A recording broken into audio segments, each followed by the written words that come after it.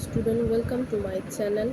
BA general fourth semester যাদের NCC Bengali আছে তাদের জন্য গুরুত্বপূর্ণ 10 মার্কসের প্রশ্ন মহাকাব্যের স্বরূপ বিশ্লেষণ ও শ্রেণীবিভাগ করে ঊনবিংশ শতাব্দীতে রচিত একটি সাহিত্যিক মহাকাব্যের সংক্ষিপ্ত আলোচনা করো।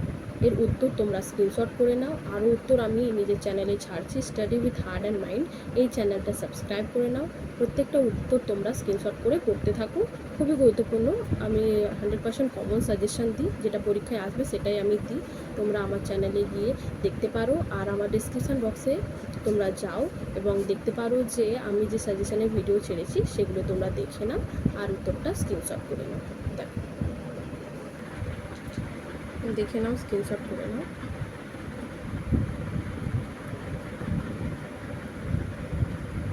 তোমরা প্রথমে ভিডিও দেখার আগে কোয়ালিটিটাকে বাড়িয়ে নেবে 720 করে, তারপর দেখলে তোমরা ক্লিয়ার বুঝতে পারবে। আমি জুম করে দেখাচ্ছি।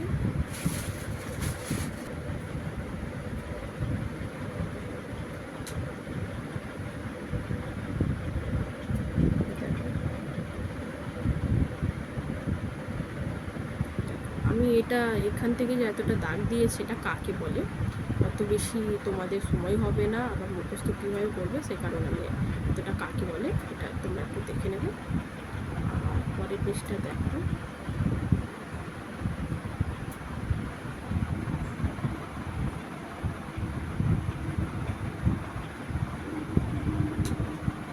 পরের পেজটা দেখো, তাহলে দেখো পরের পেজটা।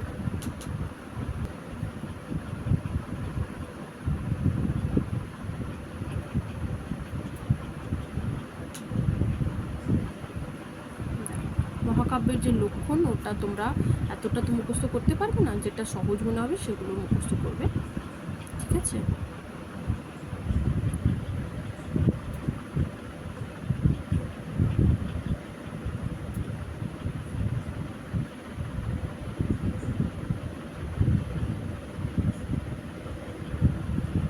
তারপরে আছে মহাকাব্যের শ্রেণীবিভাগ।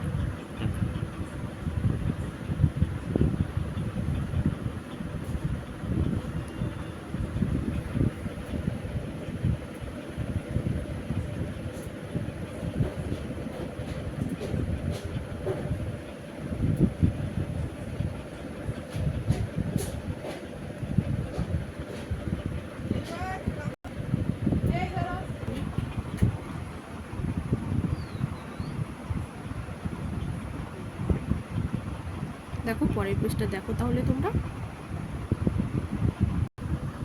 দেখো পরের পেজটা।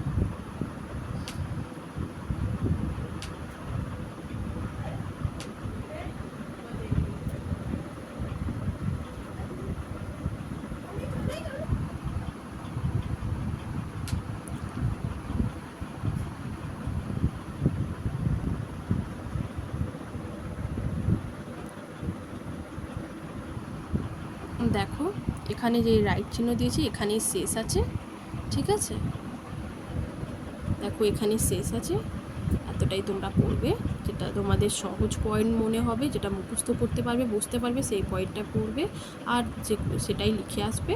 কিন্তু মুখস্থ করার চেষ্টা করবে, কারণ পাস করতে হবে। সেমিস্টার ভাইসেস আছে একটু ডিফিকাল্ট, কিন্তু ডিফিকাল্ট মনে করলে সে পড়া আর হবে না, ইজি মনে করতে হবে। আর টাইম টেবিল রুটিন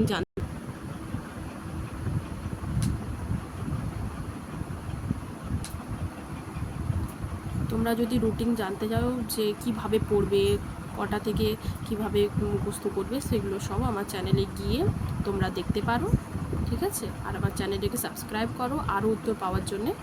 আমার চ্যানেলটাকে সাবস্ক্রাইব করে বেল আইকন ক্লিক করে নাও। ভালো লাগলে লাইক করো। আর কি কি উত্তর লাগবে, কি কি পড়াশোনা তোমরা বুঝতে পারছো না, আমাকে কমেন্ট বক্সের মাধ্যমে জানাও।